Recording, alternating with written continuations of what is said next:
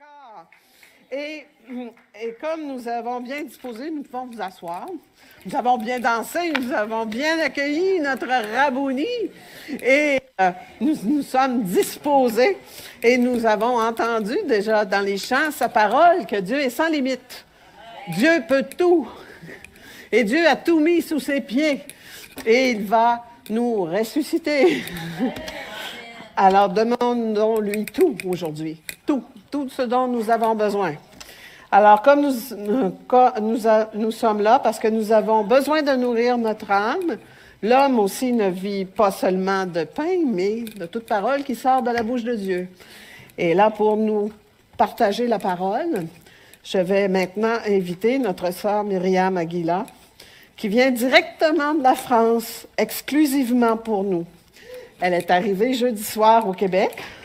Bonjour Myriam. Bienvenue Myriam.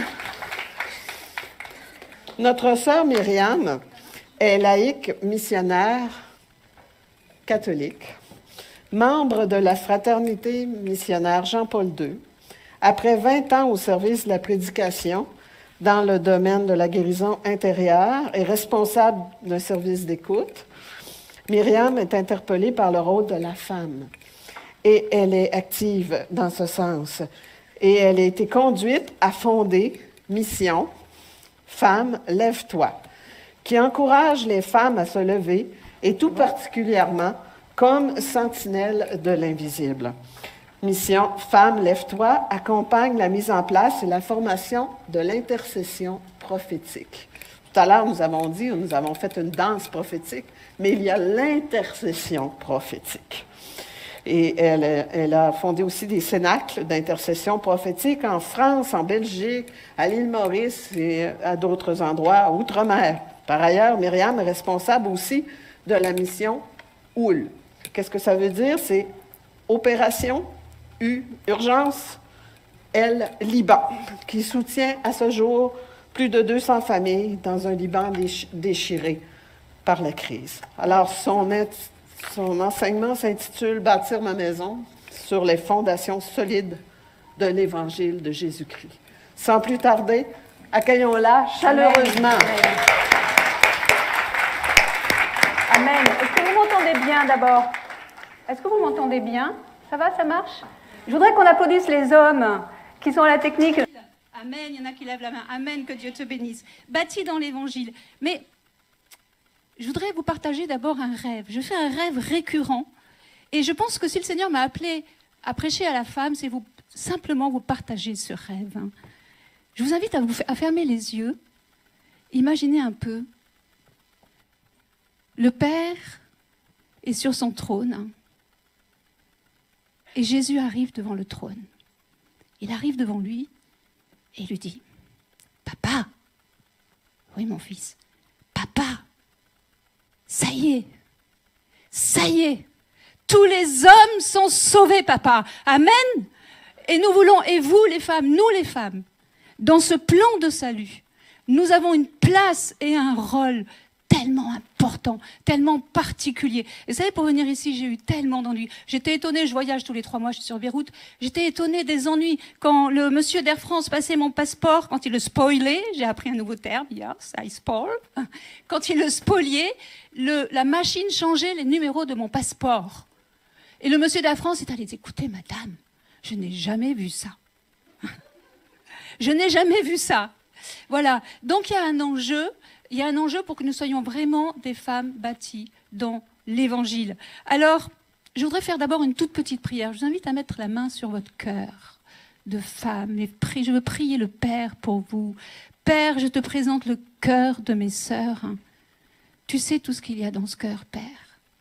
Toi seul connais le secret du cœur, tout ce qu'elles vivent, tout ce qu'elles espèrent, tout ce qu'elles portent en elles. Oh, ce cœur que tu aimes tant, que tu as tant aimé, que tu as donné ta vie, Père, en Jésus. Je te prie pour ce cœur. Je te demande, Saint-Esprit, de venir maintenant déposer des semences de gloire et qu'elles poussent tout au long de ce jour, Seigneur, que rien ne les empêche. Viens, guéris, transforme, brûle, restaure, Père. le cœur de tes filles, de tes fils tellement précieuses pour le royaume. Amen. Amen. Si dans votre cœur il y a encore un doute sur l'importance, le Seigneur vous a amené ici, le Seigneur dans les salles vous a amené là où vous êtes en ce moment. Je voudrais juste vous faire quelques petits rappels. Quand Adam ouvre les yeux, il ouvre les yeux sur la création. Et il va recevoir un mandat particulier pour veiller sur cette création. Mais quand Ève va ouvrir les yeux, elle va ouvrir les yeux sur Adam. C'est qu'elle va recevoir elle aussi un mandat particulier pour veiller sur l'humanité. Dieu a confié l'être humain à la femme. Amen ou pas amen? Est-ce que tu as conscience de ce mandat tout particulier qui est sur ta vie? Et puis si tu regardes bien les choses, c'est vrai. C'est vrai. Adam a suivi le projet de l'ennemi à travers le cœur d'Ève.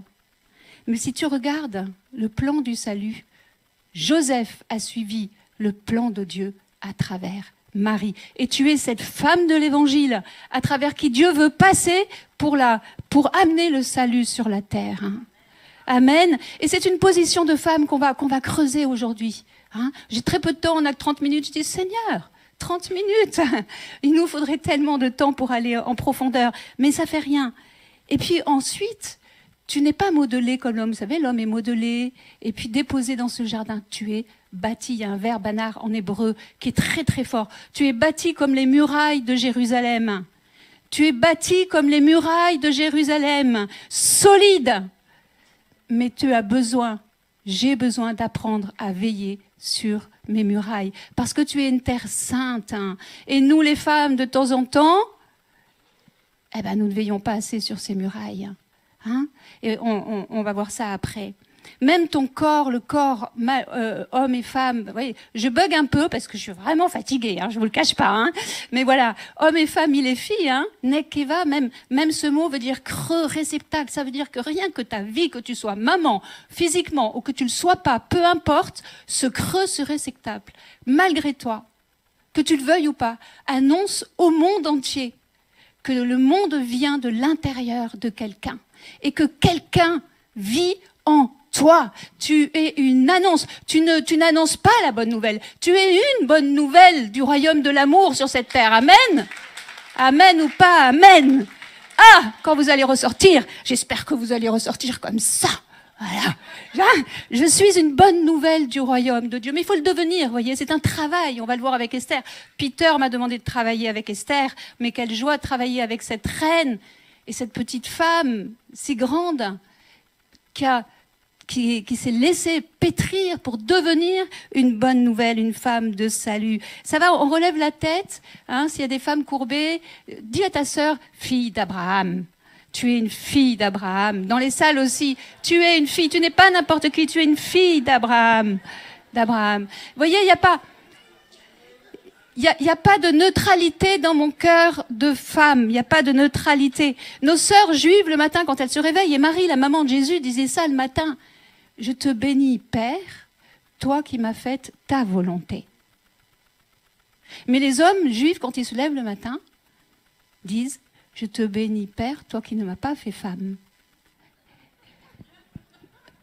Mais les amis, si on creuse ça, ça veut dire que l'homme va se définir par rapport à la femme. Par rapport à ta dignité, par rapport à là où toi, tu te places. Dieu est suspendu au oui de la femme. C'est ce qui se passe dans l'Évangile. Parlons de l'Évangile. Imaginez au moment de l'Annonciation, Marie, cette petite femme, est visitée par l'ange. Imaginez toute la création suspendue. Moi, j'imagine les brins d'herbe, les pierres qui crieront elles aussi, les brins d'herbe. Va-t-elle dire oui? Et Jésus aujourd'hui te dit, le Saint-Esprit devant toi, vas-tu dire oui? Va-t-elle dire oui? Parce que toute l'histoire du salut était suspendue aux lèvres d'une femme. Dieu cherche le oui de la femme, ce oui de la femme qui va changer l'histoire de l'humanité. J'aime beaucoup la Bible araméenne, de temps en temps je la lis dans sa traduction. Quand l'ange vient, elle lui dit je te salue, toi la bénie des femmes, à toi est la paix. À toi appartient la paix. Vous voyez, c'est une position. Voilà, elle a la paix. Qu'est-ce que nous faisons? Dieu nous l'a donné, la paix. Elle est à nous. Qu'est-ce que nous en faisons de cette paix? Vous voyez, nous avons la paix. Dieu est suspendu à ton oui. Mais on est dans un monde, les amis, où l'amour s'est refroidi. Vous ne trouvez pas? L'amour s'est refroidi. Les relations se sont refroidies. On est utilitariste, on utilise les gens, on est de plus en plus égoïste, hein, tellement fragile aussi. Dès qu'il y a un petit vent de tempête, on se laisse embarquer. Et ce monde est passé de Dieu au moi. Et notre travail, mes sœurs, aujourd'hui, c'est de passer du moi à Dieu, de nous lancer dans les bras de notre Rabouni. Voilà. Parce que il y a un combat, il y a un champ de bataille. Et Dieu cherche des femmes qui se lèvent. Aujourd'hui, on est un peu comme dans la caserne du bon Dieu pour nettoyer nos armes, écouter les plans du Seigneur et puis apprendre à lui obéir. 1 Timothée 2,4. Dieu veut que tous les hommes soient sauvés et parviennent à la connaissance de la vérité. Quelle vérité? Ce sont les femmes les premières qui ont entendu cette vérité. Il n'est pas ici. Il n'est pas ici. Il n'est pas dans ces voix dont on a tellement parlé pendant la louange. Il n'est pas dans ce qui t'accable. Il n'est pas dans ce qui t'oppresse. Il n'est pas ici. Et où est-il? Et Marie-Madeleine, quelque chose de merveilleux. Magdala, ça veut dire forteresse, c'est-à-dire que c'était une femme. Mais elle cherchait. Elle cherchait. Et elle recherchait. Elle ne s'est pas arrêtée de chercher. Et voyez, il y a ce moment incroyable entre le moment où elle va entendre les anges et elle est devant ce tombeau et elle se retourne. Elle se retourne. Elle regardait ce qui était mort. Elle se retourne. Ici, on a un verbe grec qui est intéressant qui veut dire elle se convertit. Elle se retourne. Pourtant, elle connaissait Jésus depuis tellement longtemps. Elle avait fréquenté. Mais il y a une révélation dont on a besoin. Et je prie aujourd'hui qu'on ait cette révélation de la résurrection. Parce que les amis, on ne va pas se mentir, on peut être chrétien depuis très longtemps et vivre sans une véritable révélation de la résurrection dans nos vies de femmes. Amen. Amen. On veut plus, n'est-ce pas? Nous voulons plus. Amen. Voilà. Donc les femmes sont les premières. Remarquez une chose aussi, position d'évangile. Je vous donne cette position de femme solide dans l'évangile et qui va demander aussi pas mal de renoncement. Vous remarquez que quand Marie est visitée, elle aurait pu courir voir Joseph, en lui disant, tu sais, je vais t'expliquer, Joseph. Je ne suis pas allée voir ailleurs. Ce n'est pas une histoire d'adultère. Elle n'a pas cherché à arranger les choses par elle-même. Vous remarquez ça? Parce que nous, les femmes, ça, nous savons faire, n'est-ce pas? Et notamment avec les amis, avec les copines. Alors, je vais t'expliquer, ton mari, il ne faut pas que tu fasses comme ça, parce que moi, je vais te dire comment il faut que tu fasses, etc. Ces femmes faites comme un secours et qui se transforment en sauveuses. Non, elles portent toutes les choses dans son cœur. Dans son cœur. Vous vous souvenez de cette femme qui se lève au milieu de la foule? Heureuse les entrailles qui t'ont porté, le sein qui t'a allaité. Bien plus heureuse ceux qui portent la parole dans mon cœur et qui la gardent. Marie porte ces choses dans son cœur. Et qu'est-ce qui se passe? Il se passe quelque chose. Ça fait bouger le ciel. Les cieux se bougent. Un ange visite Joseph. Waouh! Ça, c'est une position de femme victorieuse. Elle porte toutes les choses dans son cœur et Dieu envoie un ange à Joseph. Vous savez que si on pratiquait ça dans nos vies tout le temps, il se passerait beaucoup de choses. On verrait davantage la gloire de Dieu. Et bien sûr, c'est un travail de renoncement à nos propres vues. Mais c'est un travail où se déploie la puissance du cœur de la femme, non pas le pouvoir. Il n'y a pas de pouvoir, mais la puissance de Dieu à travers le cœur de la femme. Et Dieu t'attend pour ce travail-là. Dieu t'attend pour être une femme dans une position de salut, une femme de salut qui porte le flambeau de la victoire. Est-ce qu'il y a des choses peut-être, Seigneur, je te prie pour mes sœurs, je te prie pour cette position où je renonce à vouloir contrôler, où je renonce à vouloir organiser les choses, mais où je veux te laisser passer à travers moi. Voilà, Seigneur, Saint-Esprit. Donc nous avons besoin, pour finir, pour être solide dans l'Évangile, de développer des stratégies du royaume, des stratégies divines, de connaître les plans du salut, les plans du Seigneur. Première question, à me poser. Est-ce que je mène le bon combat? Est-ce que je suis au bon endroit? C'est-à-dire, c'est quoi le bon combat, mes sœurs, nous qui sommes enrôlés dans l'armée de Dieu? Parce que nous voulons aussi avec lui que tous les hommes soient sauvés. Est-ce que je défends les intérêts du royaume de Dieu? Quels intérêts je défends? Qu'est-ce que je cherche? Marie-Madeleine cherchait Jésus. Moi, qu'est-ce que je cherche? Vraiment, véritablement, pour m'aligner. Hein? Il y a cette petite femme, donc Esther qui était orpheline. Vous connaissez toute Esther, il y a eu tellement d'enseignements. Pendant des années, on a aussi prêché des week-ends entiers avec Esther, mais cette Esther qui était orpheline, qui s'appelait Hadassa, qui était orpheline, élevée par son oncle Mardoché, vous connaissez l'histoire, et qui va s'appeler Esther pour pouvoir rentrer dans les plans de Dieu. Esther, ça veut dire caché. Ça aussi, c'est une position de femme. Apprendre à demeurer caché dans le cœur de Jésus. Apprendre à demeurer caché en Dieu. Colossiens 3:3, notre vie est cachée en Christ. Hein. Demeurer caché pour que la puissance de l'Évangile, la puissance de Dieu puisse se répandre. Hein, la vie et la mort sont au pouvoir de la langue. Rester caché en lui pour pouvoir être dans cette position d'écoute où je vais recevoir ses plans, je vais recevoir ses directions, je vais recevoir ses stratégies de victoire et d'amour. Waouh! Voyez l'enjeu qu'il y a sur notre cœur de femme. Voilà, et Esther donc va devenir reine. Je vais très vite, j'ai qu'une demi-heure. Hein, j'essaye vraiment d'être le plus concise possible. Et puis, il y a ce décret qui va être ordonné par Aman, le ministre du roi. Vous savez, un décret qui demandait, tiré au sort d'ailleurs, qui demandait de tuer absolument tous les Juifs. Hein. On est sous le roi de Perse, à peu près 400 ans avant Jésus-Christ. Il domine sur le peuple d'Israël. Il y a une domination. Est-ce qu'il n'y a pas des dominations aujourd'hui? Est-ce qu'il n'y a pas des choses qui ont besoin d'être libérées dans nos pays, dans nos nations? Voilà. Eh bien, Dieu te cherche.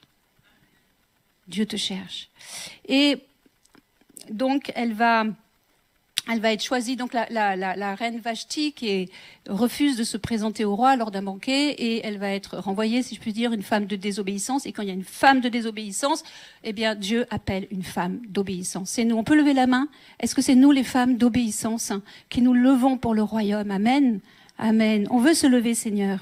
On veut se lever. Et donc, elle va être préparée, elle va être lavée, elle va être parfumée, elle va être revêtue.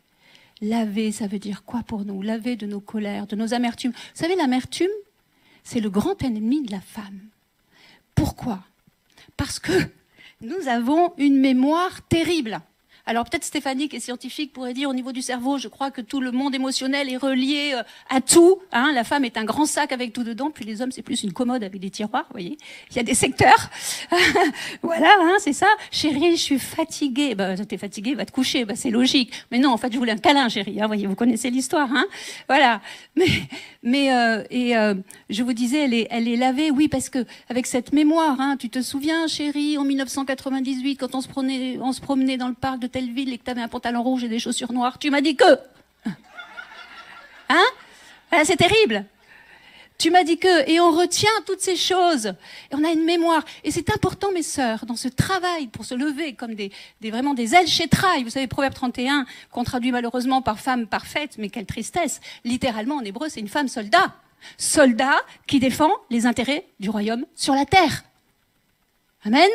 Eh bien, consacrons aujourd'hui, dans un petit moment de prière personnelle, je vous invite vraiment à consacrer cette mémoire, à donner cette mémoire au Saint-Esprit, pour qu'il soit le rabouni de votre mémoire de femme.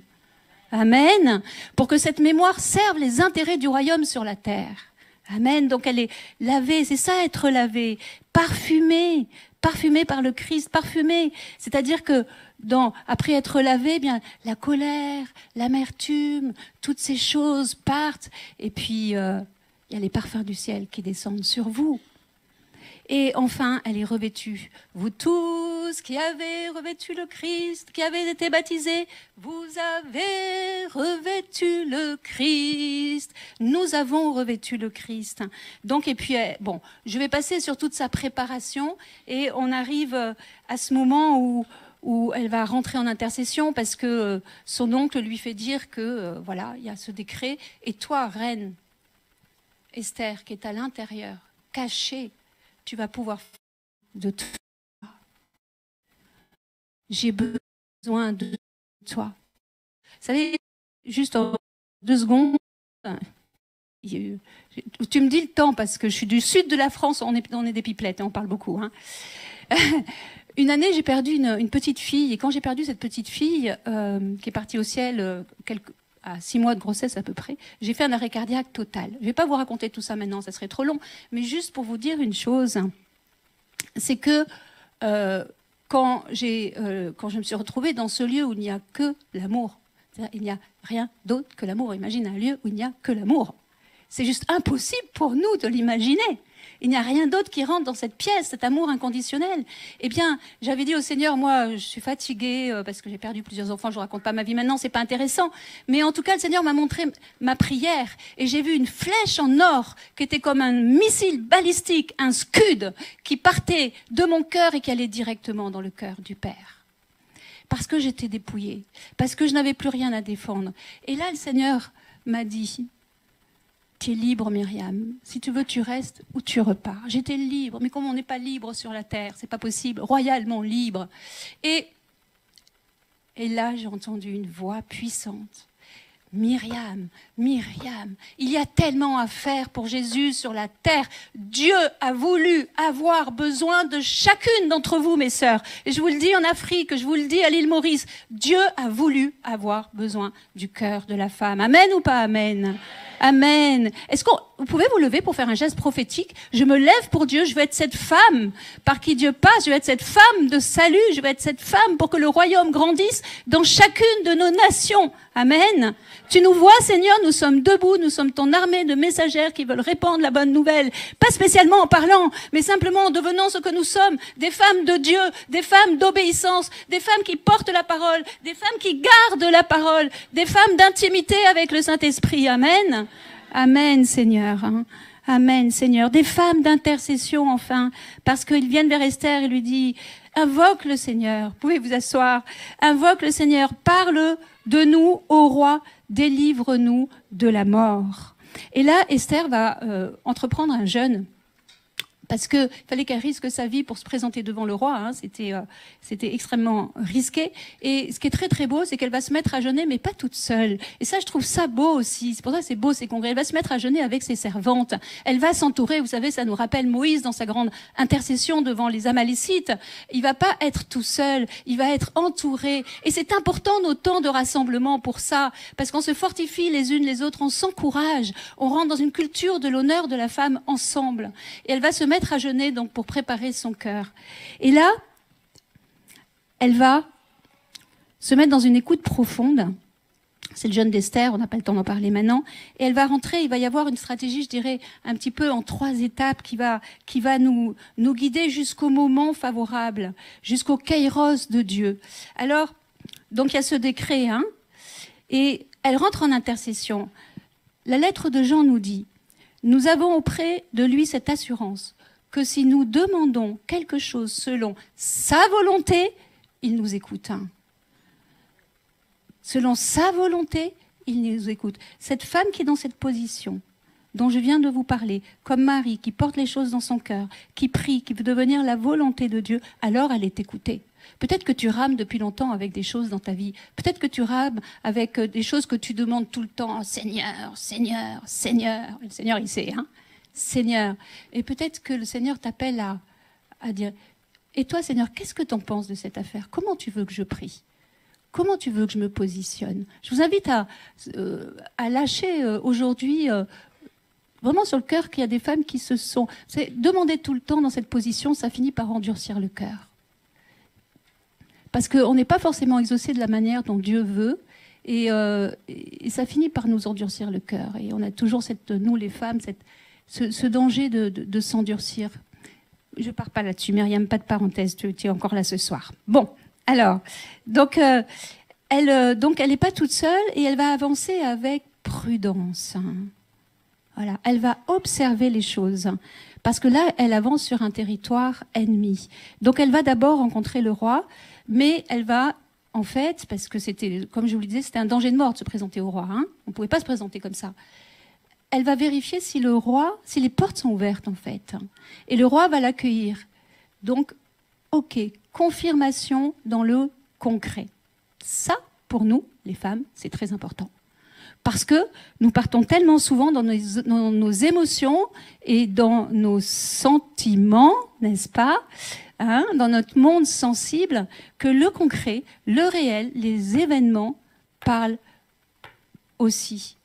Les pères du désert nous apprennent plusieurs critères pour être confirmés, mais un des grands critères, c'est la confirmation dans les événements, le réel. Parce que je sens que, on n'avance pas beaucoup. Donc le roi va le recevoir. Donc là, elle a une confirmation concrète que les portes sont ouvertes pour elle et elle va avancer. Vous voyez, elle ne fait rien par elle-même. Elle a complètement perdu le contrôle. Elle est complètement livrée à Dieu. Waouh, complètement livrée. Et voilà, et elle avance comme ça, mais elle avance dans sa faiblesse. Je n'ai pas le temps maintenant de vous lire tous les versets, mais elle arrive dans sa faiblesse, appuyée sur ses servantes. Et le roi va... Le film est magnifique, je ne sais pas si vous avez regardé. En rentrant de cette convention, regardez le film. Si vous ne l'avez pas vu, le roi va poser son sceptre sur son cou. Hein, voilà, il va être ému de compassion. Elle va faire pencher le cœur du roi. Et elle invite le roi à venir le soir même à ce banquet en invitant son ennemi aussi, Aman, celui qui avait donné le décret de mort. Là, il y a quelque chose d'incroyable, de très stratégique. Vous voyez, elle ne révèle pas non plus au roi qu'elle est juive. Elle est cachée, elle ne dit pas tout. Elle se souvient à Ève, on ne nous dit pas tout. Hein, dans la Genèse, voilà. Mais Dieu vous a pas dit que on ne nous dit pas tout, la suspicion. Et elle est donc avec le roi et avec Aman, son ennemi, à la même table. À la même table. Et elle n'accuse pas son ennemi. Elle sait qui elle est. Vous savez, dans la vie, souvent, nous les femmes, on a trois plis. Soit nous accusons, oui, tu ceci, tu cela. Humainement, de toute façon, il n'y a pas beaucoup d'autres plis que ces trois plis.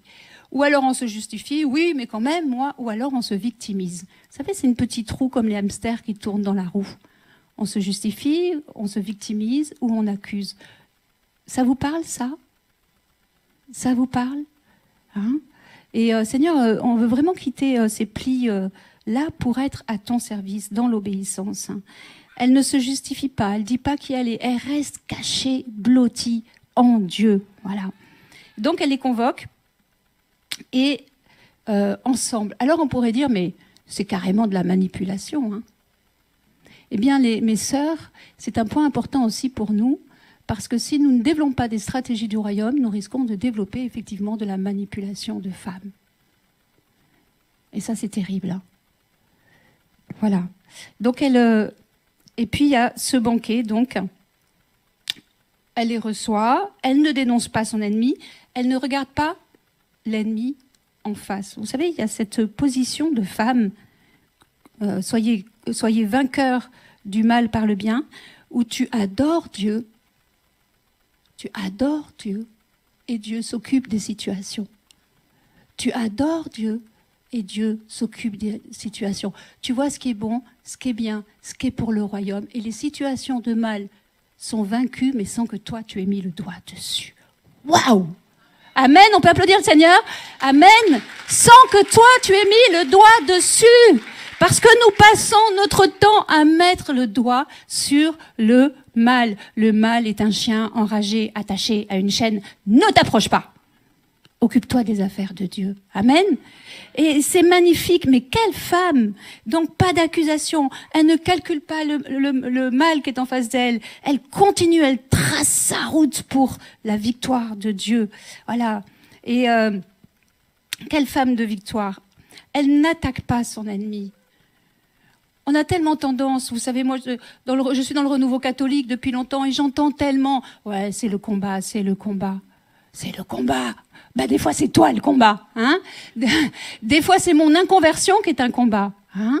Alors, bien sûr, de temps en temps, il y a des combats. Quand quand le passeport change de numéro, je pense qu'il y avait quand même un petit combat. Hein, parce que vous le valez bien, parce que nous le valons bien sûr. Hein. Et donc, ce soir-là, donc il y a un premier dîner, et il y a quelque chose de très intéressant, c'est que donc son ennemi n'a rien vu, que du feu, il est endormi. Voilà, il a mangé avec la reine et le roi, donc il se prend pour... je me voyais déjà en haut de l'affiche, voyez, voilà. Et il rentre chez sa femme, trop fier. Et puis, cette nuit-là, le roi ne dort pas. Il y a quelque chose, les cieux sont en train de bouger. Elle a déclenché quelque chose dans le monde invisible. Le roi ne dort pas. Et révélé au roi tout le bien que son oncle Mardochée, donc un juif, a fait. Il y a une vérité qui sort. Vous savez, il y a un psaume qui dit « La vérité germe de la terre ». Il y a une vérité. Les cieux bougent et font sortir la vérité de la terre. Ne va pas chercher à te défendre par toi-même. Bon, je ne parle pas des situations spéciales et particulières, ok ? Mais quand tu renonces à vouloir te justifier, à vouloir te débrouiller toute seule, à vouloir tout contrôler, et que tu te mets dans une position de femme de l'évangile, alors les cieux bougent. Hein. Et cette vérité est sortie de la terre et Mardochée a été restauré, honoré par le roi. Ça, c'est très, très beau. Quelle éducation du ciel à travers cette parole. Donc, ça, c'est aussi une confirmation pour elle. Hein. C'est une confirmation. Et puis, il me reste combien de temps, juste pour info, parce que 2 minutes. 2 minutes. 2 minutes. Tu n'es pas du Sud, toi. Hein. 2 minutes. Donc, et puis enfin, il y a Esther. Donc, on est au chapitre. Donc, on a fait le chapitre, vraiment, c'est du rapide. Hein, 5, 6, 7 et puis 8. Hein. Et puis, il y a enfin le Kairos, le moment de Dieu. Le moment où tu peux sortir ton épée. Ça, c'est une tension aussi d'écouter le bon moment de Dieu. Ne te précipite pas. Amen. Donc, elle invite, elle propose, enfin, pardon, je suis vraiment jetlaguée. Elle invite, enfin, pour finir, donc ce grand festin où là, elle doit demander au roi, comme on lui a demandé au départ, hein, parle de nous au roi, où elle doit parler au roi. Et là, elle va révéler les choses. Elle va révéler les choses au roi, elle va révéler le mal d'Aman qui a fait ce décret, donc qui donnera la fête de Pourim, hein, pour ceux qui aiment bien le monde juif. Et le roi, bien sûr, va accéder à sa demande. Mais comme j'ai plus qu'1 minute, je vais passer tous les détails. Mais voyez cette progression, cette écoute, cette attention à la volonté de Dieu, d'Esther, une femme qui sait garder la parole dans son cœur et jusqu'au bon moment dans la fidélité. Vous savez, en France, la France a été scotchée devant les écrans quand la reine Elisabeth est partie au ciel.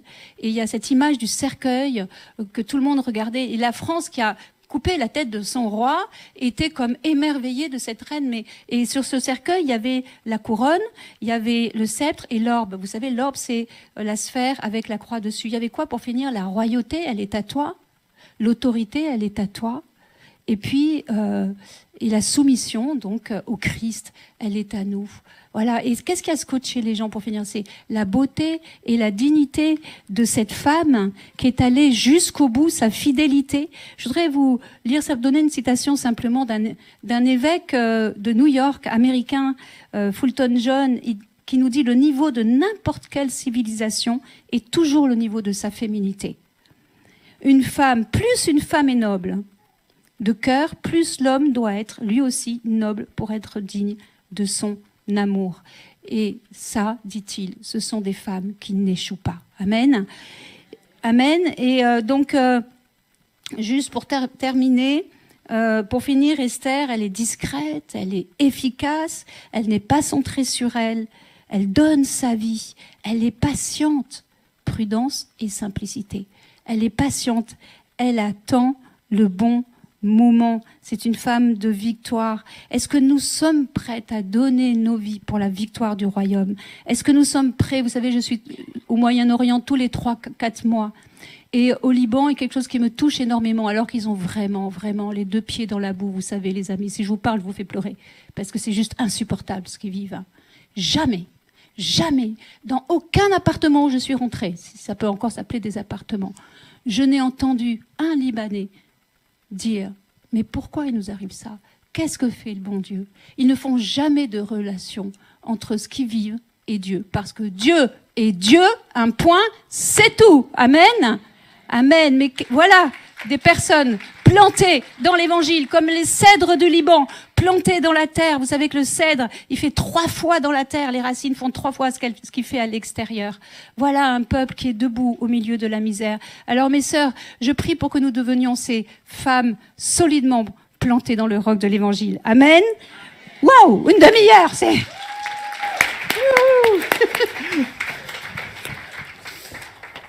Alors, merci beaucoup.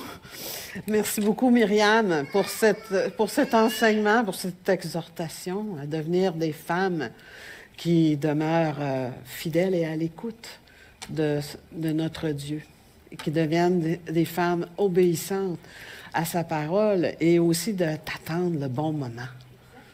Il faut savoir attendre le bon moment. Et ça, nous avons à le développer avec la grâce de Dieu. Alors, nous allons entrer maintenant dans une petite chanson, une petite pause chant, avant de passer au deuxième enseignement qui sera donné par Pasteur Stéphanie.